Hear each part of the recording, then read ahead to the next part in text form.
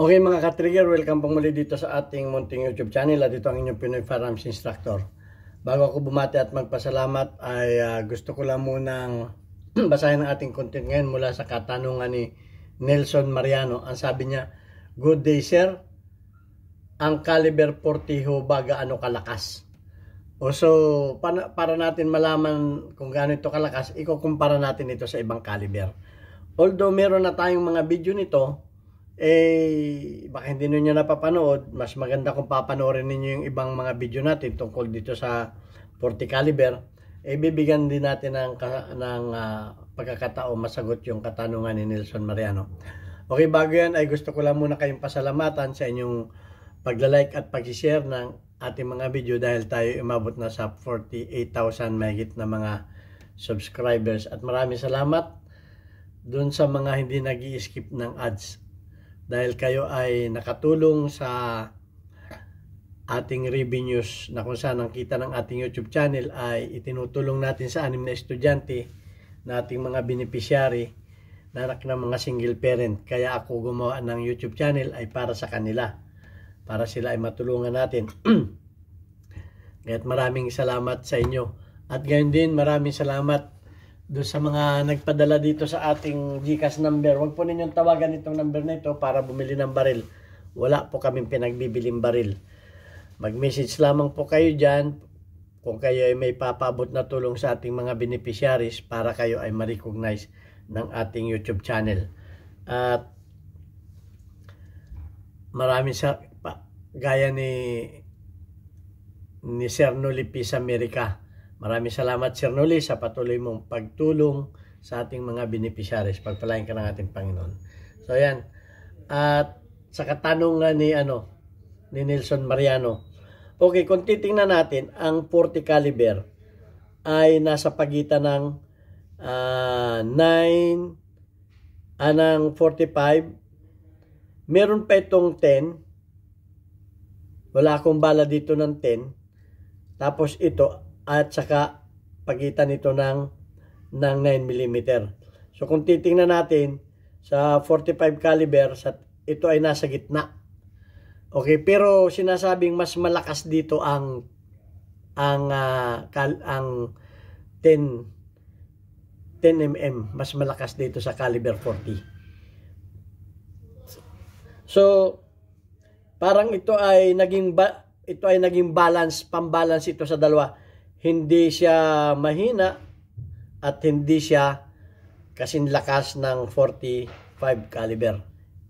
Ang tinutukoy, mas malakas ang velocity nito, ibig sabihin mas mabilis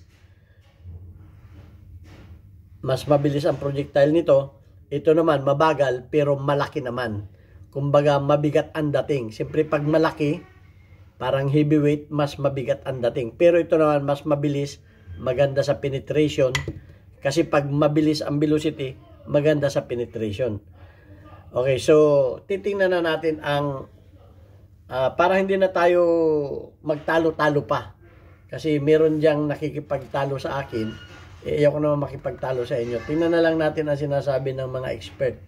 Ang sabi dito ay, the 40 Smith & Wesson caliber often referred to as 40 caliber or caliber 40. Ito ay medium to high power handgun. Medium pero high power handgun na ito. Cartridge. It is more powerful than 9mm. So, mas malakas na 9mm. Roughly compared to or slightly exceeding standard. Roughly compared to slightly exceeding standard 45 ACP loads in terms of kinetic energy. So, pagdating sa kinetic energy, ito ay may kukumpara mo sa 45 ACP loads in terms sa kinetic energy. But, significantly less powerful. Ito ay less powerful naman sa 10mm, 10mm auto. Kasi yung 10mm auto, medyo malaki dito, mas mataas. Less powerful sa 10mm. So, yan ang masasabi natin. So, ang pagkukumparahin na lang natin ay so ito, eliminate na to. Okay? sa 40 sa sa 10 mm, mas malakas ang 10 mm dito. So ikumpara naman natin sa 45. Dahil nga malakas ang nito, ang velocity nito. Ito naman mabagal ang velocity, pero tingnan natin ang epekto ng tinamaan. So yan, titingnan natin kung ano ang sinasabi ng tingnan lang natin para mas maganda na yung may pinagtitingnan tayo. Ang sabi dito ay ano ang pagkakaiba ng ng 40 caliber at 45. Yan, ito ang pagkakaiba niya. The main difference are the 40 Smith & Wesson is smaller, mas maliit pero faster, mas mabilis, faster round with a higher magazine capacity.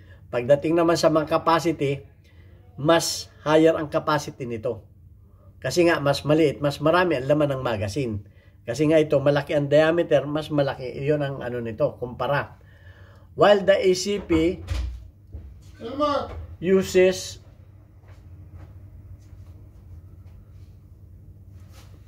while the 45 ACP uses a larger, mas malaki ang diameter nito. Ito mas malaki ang diameter, larger, heavier, mas mabigat ang head nito for a greater stopping power.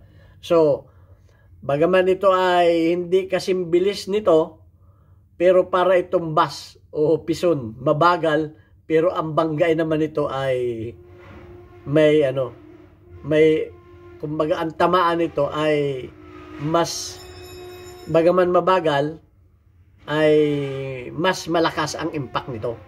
Ito naman mas mabilis, mas magaan, malakas naman ang nito. Mas malakas naman ang penetrating power nito kasi nga mas maliit, mas mabilis, at mas malakas ang muscle energy nito. So yan. So yun ang pagkakaiba nito. Heavier bullet, pero ang mabigat na bala ay greater stopping power and has more recoil. So pagdating naman sa recoil, mararamdaman mo na mas malakas mararamdam mo ang lakas ng recoil nito. Kasi nga mas mabigat. The 40 Smith & Wesson operates at a high pressure. Ito naman, high pressure ito. Higher pressure. Leading to snappier recoil. Snappier recoil nito. Whereas the 45 heavier projectile and lower pressure result more pushing recoil. Ito naman ay mabigat ang projectile, mahina ang pressure. Ang recoil naman ay, dahil nga sa bigat nito, ay yung recoil niya ay, yung push ng recoil niyan ay mas matindi kisa dito. Okay, tingnan natin ang mga features nito Okay, itong dalawa na to. Okay, pagdating sa bullet size,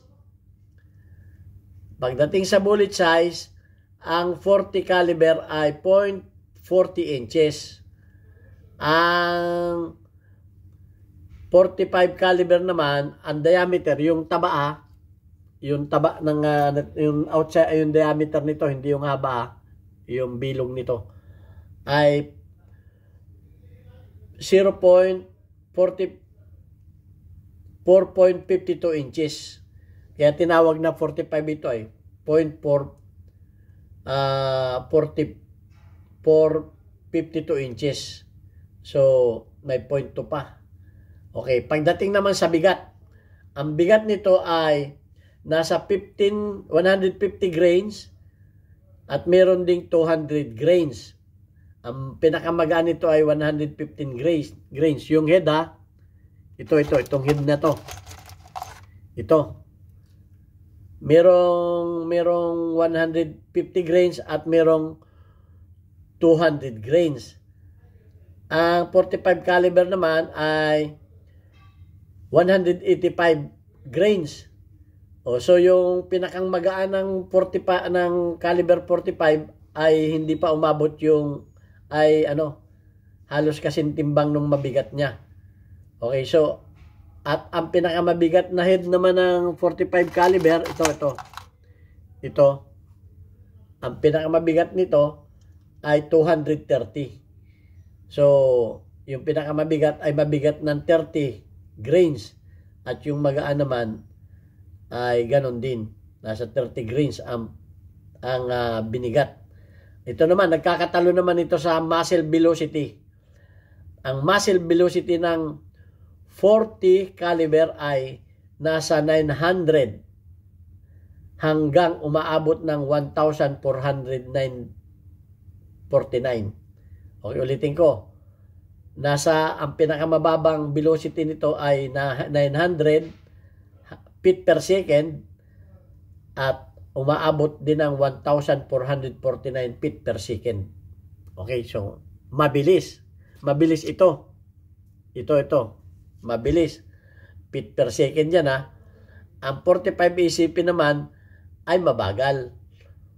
700 ang pinakamabagal at ang pinakamabilis naman ay 1,150 feet per second. So malaking diferensya, mabagal. Mas mabagal ito. Nagkakatalo naman sila. Sa recoil naman, sharper ang recoil nito. Sharp ang recoil. Ito naman ay heavy ang recoil, mabigat ang recoil nito. Kumbaga, ang recoil nito ay manageable. Ito naman ay medyo ramdam mo ang heavier recoil, pushing recoil dahil nga yung bigat ng katumbas ng bigat ng bala nito. Okay, yung pushing recoil. Sa magazine capacity ay lamang ang 40 caliber dahil sa mas maliit, mas maraming laman ang magazine. Ito naman ay lower size gun. Lower ito ang capacity nito. Ang chamber pressure, ito yung chamber pressure yung pressure nito sa chamber sa loob ng barrel.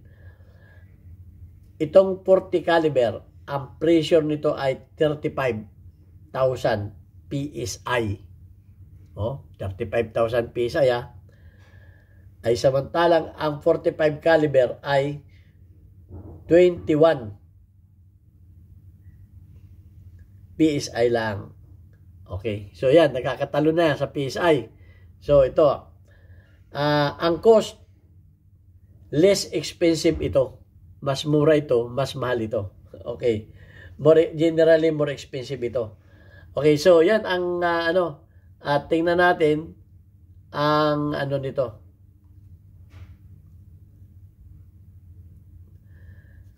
Overall, tingnan natin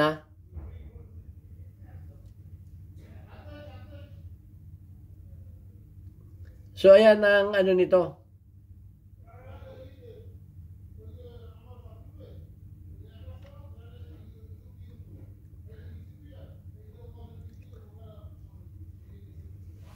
So, ang pagkinumpara mo naman ito, pagdating naman sa stopping power, titingnan natin naman ang stopping power nito.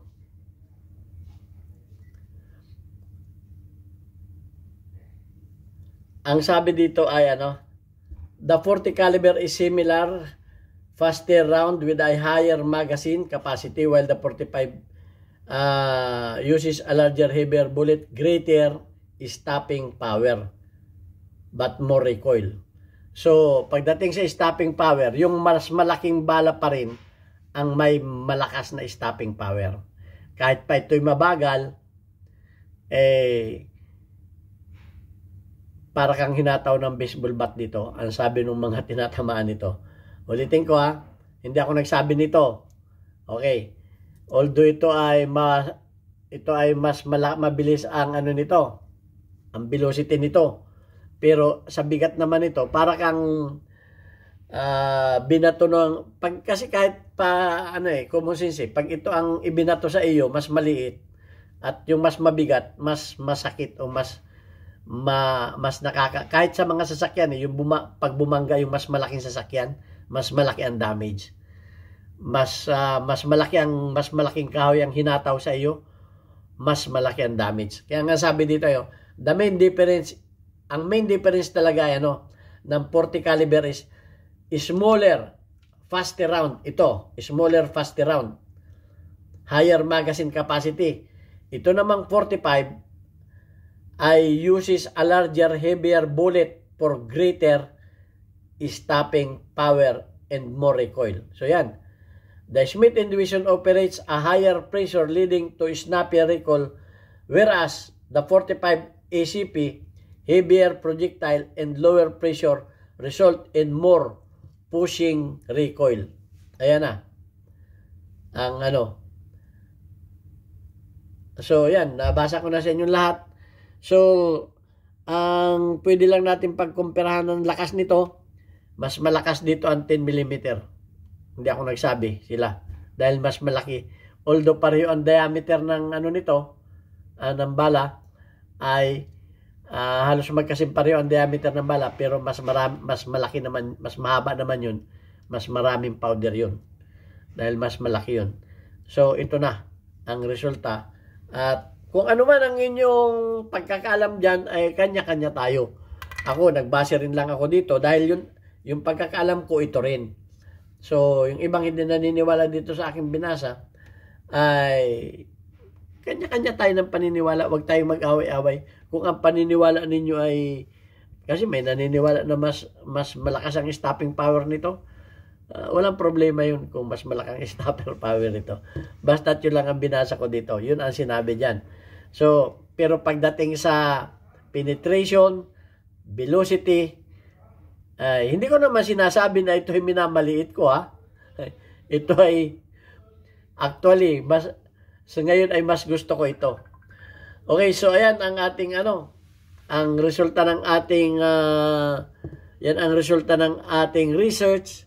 Kung hindi man ninyo tanggapin yan, ay kayo nang bahala. Hindi naman ako nakikipag-diskusyon sa inyo, hindi ako kaya nga binasa ko na yan sa Google. Google lang pinagkunan ko niyan. At naniniwala ako na mas mga expert naman yan sa akin. Okay, bagaman yung aking experience ay tumutugma sa kanila, nag-second opinion din lang ako. So, kung ano man ang inyong pagkaalam, ay huwag natin pagtalunan. Pag yun ang inyong yun ang inyong paniniwala. Paniniwala ninyo. Paniniwala ko. Nagsabi lang ako dahil ako'y tinanong. Okay, so wala tayong pagtatalunan yan. Kahit pasabihin ninyo na malakas ang stopping power niyan. So ayan, at babasahin lang natin yung ating mga community spotlight. Okay, ang ating community spotlight ngayon, shout out kay Randy, meron kang 100 plus engagement. Shout out kay Kuya Alex Vlog, meron kang 17 engagement. Shout out kay Lorenzo Lindres, meron kang 61 engagement. Shout out kay Pinoy Maki Airguns, 2 ang iyong engagement. Shout out kay Gimboy, meron kang 73 engagement. Okay, at shout out do sa mga kababayan ko sa Pinamalayan Oriental Mindoro. Ayan meron na tayo dyan bagong Papa Burger. At sa halagang 40 pesos lang, buy one take one ang burger dyan. At marami pang pagkain kayong maabil dyan. At yan ay bukas 24/7. Kahit bagyo, may generator yan, kahit brownout. Pwede kayo magpa-deliver. Okay, maraming salamat sa inyo. Matatagpuan nga pala ninyo doon sa dati kong masisip, Alvarez Street, Pinamalayan Oriental, Mindoro. Okay, maraming salamat sa inyo. God bless us all. Thank you very much.